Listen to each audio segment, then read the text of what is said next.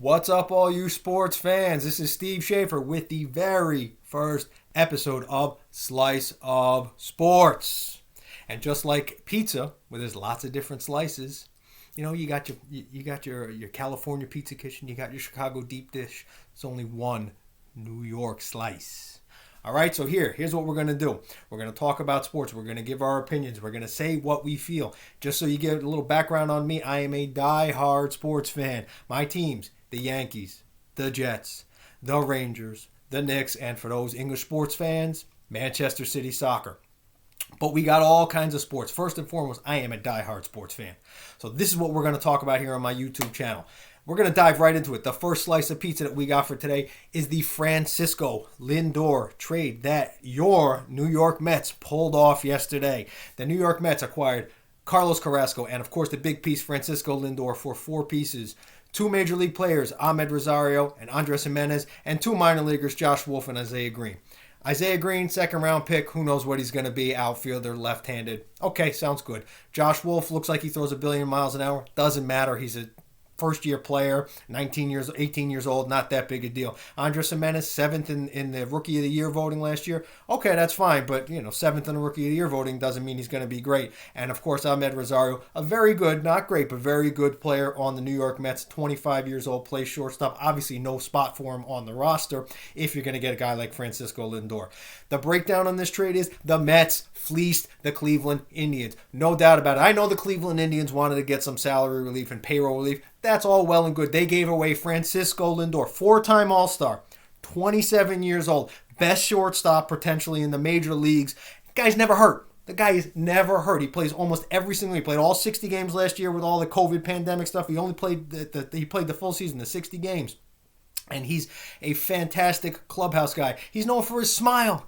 Guy's got a great smile. The guy is fantastic. You Mets fans, you should be over the moon about Francisco Lindor. And also, you got Carlos Carrasco, who is a fantastic pitcher as well. He's had some health issues. I know that thankfully he recovered from cancer a year back, and he's getting better, which is great. He's kind of a late bloomer in his career anyway. He's 33 now. He never really, became that big-time pitcher until he was 30 years old. But that's okay, because you got him signed for 3 more years at not that much money. So this trade is fantastic for the Mets. Up, down, left, right, unless these two prospects, Wolf and Green, turn out to be, the next, Babe Ruth and the next Cy Young, you won this trade, okay? I know you got to sign Lindor to a contract, but you got Stevie Cohen with that money now. You're all set. Don't worry about this trade. Look at this trade as a huge win. This is going to go down as a Mike Piazza-like trade. This is going to go down as a Gary Carter-like trade for the New York Mets. This was an absolute home run. You got it on both ends. You got it on the offense and the pitching. It is fan-bleeping-tastic. Way to go, Mets, on this trade. I'm a diehard Yankees fan. I got nothing against the Mets, but this was a fantastic trade for the Mets. Simple as that. No ifs, ands, or buts. I'm not even going to go into all the details. This was fantastic. That's it. It was fantastic. Our second slice of pizza, the New York Knicks. The New York Knicks? Yeah, that New York Knicks team. They're 5-3. They are just completed a 3-game winning streak. Oh, by the way, that 3-game winning streak, all on the road. You beat Indiana. You beat Atlanta. You beat Utah, all on the road. And I'm pretty sure 2 out of the 3 comeback wins. Wins you were not expecting to get. I know they were down about 17 points in Atlanta. Come back, win the game. You were down 15 points in Utah. Come back, win the game. Austin Rivers with whatever it was, the last 12 points for the Knicks. That's awesome. The Knicks this year are exciting. Amazingly enough, the Knicks are an exciting, fun team to watch. They're pretty good. You got Julius Randle leading things as your power forward. Leads the team to points, rebounds, assists. This is awesome. Then you got R.J. Barrett, who's your shooting guard, the number 2 in the team in points, with 20 points a game, is absolutely phenomenal. You also got these nice little role players. Austin Rivers. Look, Austin Rivers isn't a great player. He's not an all-star, but he's a fine little player. He can hit you some threes when he gets hot. He's really good. You got guys like Alfred Payton and Bullock, who do the dirty work to get you what needs to get done. You got young players with R.J. Barrett and Kevin Knox, and not for nothing, Julius Randle is only 26 years old. It's not like the guy is 33 years old. You finally, looks like with that young core of players, and you got Tom Thibodeau running this team, showing you how it is to actually coach a basketball team. I know, amazing. You actually got a coach now who knows what the heck he's talking about and what the heck he's doing, and he actually teaches what's that thing that's not the offense? Oh yeah, the defense. This is what Tom Thibodeau is doing for this team. This is amazing for the New York Knicks. Now, they're 5-3. It's the beginning of a new season. Things are going to start to gel. Things are going to go good. Things are going to go bad. That's fine. But if you're a Knicks fan, you got to be pumped. You got to be ready. And you got to be happy and psyched that, you know what, this team looks like it actually has a good future. As opposed to, well, let's just hope we can lose as many games as possible. Hope a ping pong ball with our name comes up and we can draft the next LeBron James. You know what? That's not really a good winning strategy. That's not. Leon Rose has probably got this team going in the right way as the general manager of this organization. Tom Thibodeau looks like he's got this organization going in the right way as the coach. This finally looks like you might actually be able to develop some talent. Kevin Knox isn't there yet, but you know what? He's getting better. He's getting better. You got Obi Toppin, who played one game and he's been hurt since. But you know what? He's got potential. This Knicks team finally, on slice number 2, looks like they're getting somewhere. This is what you've been dying for, Knicks fans. This is what us Knicks fans have been dying for. We had a 1 year with Carmelo. We won, what, one round of the playoffs? Woohoo! One round of the playoffs. And you got Isaiah Thomas up there. Welcome to the playoffs. Like anybody cares about what Isaiah Thomas has to say back then or now. So anyway, back to the Knicks now. You got to be excited. This is awesome. You're happy. You're ready to go. Tom Thibodeau, R.J. Barrett, Julius Randle, Leon Rose running things. You're in good shape. Next up, the New York Jets. My New York Jets. I love my New York Jets. I got my Jets helmet right up there. Jets, Jets. My whole life. Since I was 7 years old, knee high to a grasshopper, as they say, I've been a Jets fan. But now they're looking for a new coach. Thank goodness they got rid of Adam Gase. Who knows what Adam Gase was thinking in offense or defense. Maybe he wasn't even paying attention. I don't know. Doesn't matter. He's not on the team anymore. The only good thing Adam Gase ever did was force Chris Johnson to make sure that Joe Douglas was the general manager. We think we finally got the general manager. Jury's still out on Joe D. First year free agency, not so good.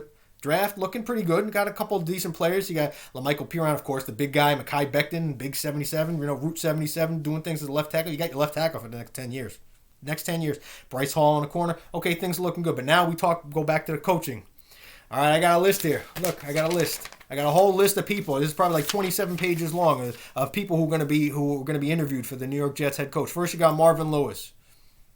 Marvin Lewis. Are you kidding me? You can't. No. Just no. I mean, there's memes out there that have no all over the place. You got Steve Carell screaming no Marvin Lewis. No, not going to happen. You got Robert Saleh, the defensive coordinator from San Francisco. You got Eric Bieniemy, the offensive coordinator for Kansas City. You got Brian Daboll. You got Arthur Smith. You got Fitzgerald from Northwestern. You got all these different guys. It's good and bad. It's good because they're finally casting a wide net. I like this. The bad is that they're talking to some guys who are just, hot coordinators. We've done that before. We've done that for years. You had Eric Mangini. He was a hot coordinator. You got Todd Bowles. He was a hot coordinator. What did that ever get us aside from maybe 1 year of decent football play? No. We need a CEO coach for this team. CEO coach. Chris Johnson said it at the firing of Gase press conference. I've been saying it for years. Get somebody who's going to coach the whole team, not just one part of the team. I don't want, Adam Gase running the offense and Greg Williams doing some crazy stuff with the defense, giving up the huge touchdown to the Raiders. Please, no, I don't want that. I want somebody who's going to coach the whole freaking team. The whole team. The guys I want Matt Campbell from Iowa State or Pat Fitzgerald from Northwestern. One name that's not getting a lot of notice out there. One name is not Matt Shaw from Stanford. He's been the head coach of Stanford for over a decade now. He started in 2010. He was an assistant under Harbaugh at Stanford before Harbaugh went off to the NFL. He's done a good job. He's only 5-3 in bowl games, so it's not great. He hasn't gone to a bowl every year. But he's a guy who's respected, coaches the whole team, not just one part of the team, and has had some success at a fairly decent program in Stanford. Now, maybe he's not interested. But you know what, Joe Douglas, I'm getting on the phone. Worst thing he says is no. You already got this huge list of other people. Another name that's a little intriguing for Jets head coach, Aaron Glenn. If some of you Jet fans out there are thinking, Aaron Glenn, yeah, he was a Jet. Yeah, he was a Jet. He was a pretty good defensive back in the day. Small little piece of trivia about Aaron Glenn. He was the guy that the Jets had taken from them when the Texans came into the league and they had the expansion draft. Aaron Glenn was the guy they took from the Jets. So, must be a decent player. He's an up-and-coming guy. Right now he's the secondary coach for the New Orleans Saints. Okay, good. If Joe Douglas knows something that I don't know, that you folks out there don't know, that's great. If he thinks he knows something, but he's not right, this could be a bad move if they decide to go with Aaron Glenn as the head coach. Now, maybe Joe D's just thinking of him as an assistant, but, he's doing it under the guise of head coach. I don't know what he's doing, but, I have confidence in Joe Douglas that he's going to get it right. The guys I want, like I said, Matt Campbell can run a whole team. Fitzgerald can run a whole team. jury's out on what Bieniemy can do. Okay, I like Bieniemy. Don't get me wrong. It wouldn't be the worst coach in the world, worst coaching hire in the world, and I wouldn't really second guess it too much. But Bieniemy never called plays as offensive coordinator. Never called plays. Does know a lot from working under Andy Reid. So that's where we are with the Jets and their coaching hires. Next, last but certainly not least, since we're not just doing New York sports, we love our New York sports, but you know what? They haven't been so good lately, aside from my Yankees and the Islanders. The NFL playoffs. We got 6 big games, 2 doubleheaders. Tomorrow we got Indy Buffalo, Rams Seahawks, Buccaneers, and Washington football team. I'll go over those first, and then we'll go over the Sunday's games. First game, Indy Buffalo. What's there to get excited about? Buffalo's going to kill them. I'm sorry, Buffalo's going to kill them. They got 6,700 fans in the stands. Thankfully, everybody up there, stay safe. Get your COVID test. Keep your masks on. Be safe up there. Nobody be stupid and start taking your mask off just because you're cheering for Josh Allen. Okay? That team is probably going to destroy the Indianapolis Colts. Indianapolis has been scrappy all year, but you know what? They had a must-win game week 17 to get into the playoffs, and they struggled a little bit with the Jacksonville Jaguars, who lost 15 games in a row this year. So I wouldn't put too much stock in the Indianapolis Colts really, they'll put up a game for maybe a quarter. Bills are going to kill them. I'm sorry, turn it off at halftime. That game's going to be over. Get yourself drink or some wings or whatever and get ready for Rams Seahawks. Rams Seahawks should be a decent game. People kind of overlooking the Seahawks. They were 12-4 this year. They were a good football team. You always got Russell Wilson leading things. Pete Carroll always gets them going. You got a defense, and not necessarily a good defense, even though they got Jamal Adams from my beloved New York Jets. Jamal has been so-so this year. He hasn't really dived in there to try to get his nose dirty a little bit, but that's okay. I think the Seahawks kind of, take care of business against the Rams, especially if Goff is not starting. I mean, you can't have this back of Wofford or whatever the guy's name is throwing the ball for the Rams. Come on, it's just not going to happen. It's not going to happen. In Seattle, I know there's not 8 million fans there going crazy, but it's just not going to happen. Third game of the day, and this one might surprise you, my take on it. I hate Tom Brady, I know. But the Bucs and the Washington football team. A little bit of trivia about this game. Excuse me, the Tampa Bay Buccaneers. You know how many playoff teams they beat this year? 1. You know how many playoff teams the New York Jets, the 2-14 New York Jets were picking second in the draft beat? 2.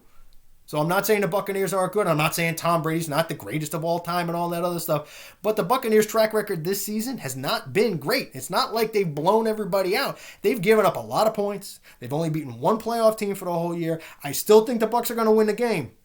But Alex Smith as your game manager in that game, do not underestimate the Washington football team actually making this a halfway decent game and a close game considering also A, they're at home, and B, the point spread is like 6.5. Okay, so I honestly see this game being close, but I do see, of course, Tom Brady, the greatest of all time, all that blah, blah, blah, blah, all that other stuff. He's going to pull out this game. That game's going to be over, but it's going to be a lot closer than a lot of people think, especially me. I think this game's going to be really, really close. Wouldn't totally shock me if Washington won. It would surprise me. It wouldn't shock me totally if they won. Would surprise me a little bit. So now we go on to Sunday.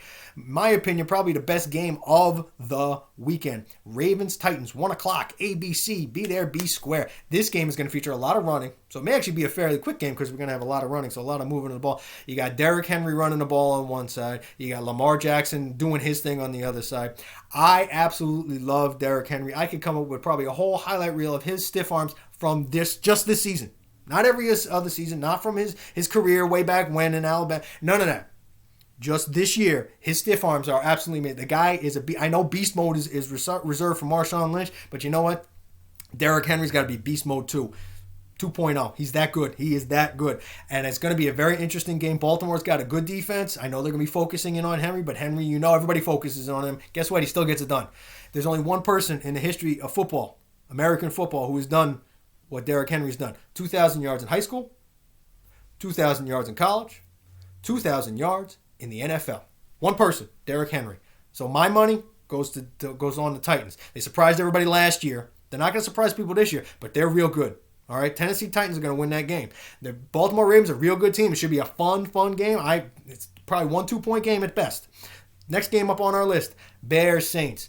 I don't have much to say about this game aside from if you're looking for something interesting.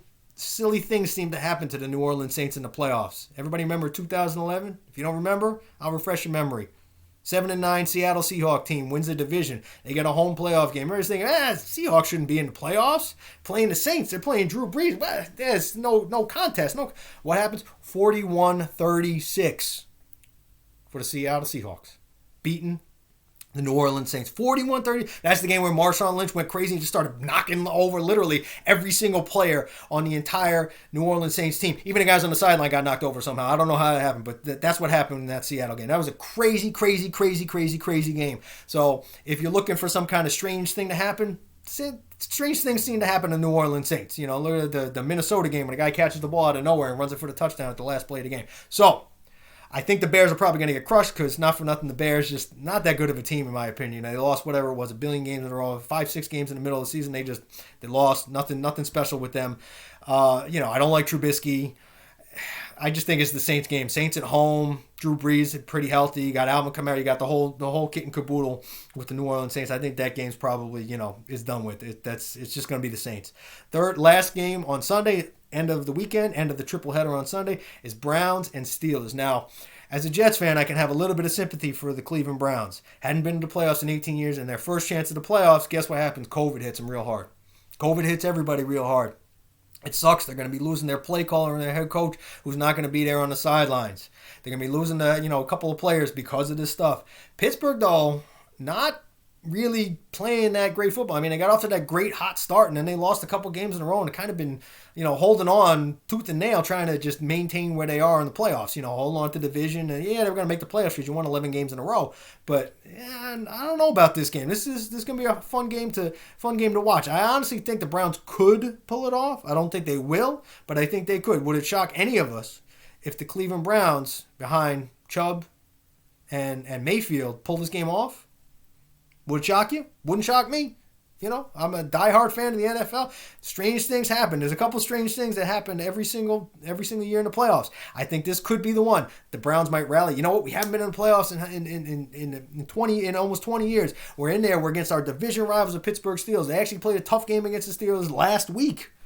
Yeah, we got COVID and we got all that other stuff with our head coach being out. We're going to come out there and we're going to show everybody that we can do it.